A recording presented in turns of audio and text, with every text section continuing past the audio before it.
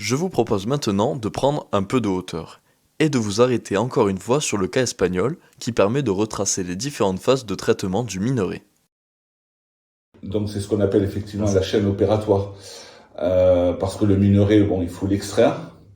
Alors il y a plusieurs étapes, hein, et le minerai qui nous occupe ici, la galène argentifère, dont est extrait l'argent d'un côté et le plomb, donc demande un traitement en particulier qui n'est pas nécessairement celui des autres minerais. Pour la galène argentifère, une fois que le minerai est sorti de la mine, qu'il est trié, il est ensuite concassé, de manière à pouvoir être ensuite lavé, donc par un processus qui fait appel à beaucoup d'eau dans des bassins, dans des cuves, qu'on connaît plus ou moins bien archéologiquement. Il s'agit de séparer le minerai propre à proprement parler de la gangue stérile qui le renferme. Donc c'est pour ça qu'il faut d'abord le concasser au préalable, parfois le griller, c'est-à-dire le grillage, donc qui est une opération pyrotechnique, permet de, avant même le concassage, de fragiliser le minerai, en enlevant les sulfures qu'il contiendrait, de manière à faciliter ensuite le concassage.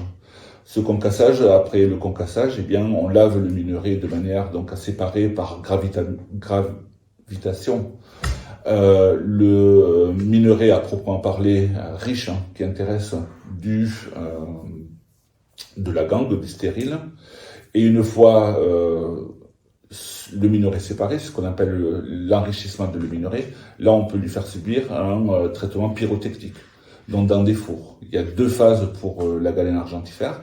La première, c'est celle de la réduction à proprement parler, c'est-à-dire que là, on utilise des bas fourneaux, un peu comme on utiliserait pour le cuivre ou pour le fer, de manière à pouvoir arriver à la fusion complète du minerai et récupérer du métal liquide.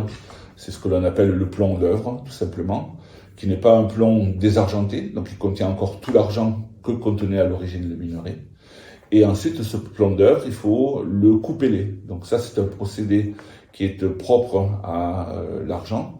C'est tout simplement la séparation de l'argent et du plomb. Il apparaît à un moment, à une certaine température, ce que l'on appelle l'éclair d'argent, c'est-à-dire que vous avez au centre de votre coupelle, qui est un petit objet en terre cuite, vous avez donc l'apparition au centre de votre coupelle de ce que l'on appelle l'éclair d'argent, c'est-à-dire un bouton d'argent qui surnage dans le liquide plombeux. Alors il ne faut pas monter trop en température parce que sinon à ce moment-là vous perdez l'argent. On fait dans des fours particuliers qui ne sont pas des fours de réduction et qui, alors sans entrer dans les détails, cela permet évidemment de séparer l'argent et de récupérer cet argent qui est le premier minerai recherché, évidemment, c'est le plus précieux, du plomb.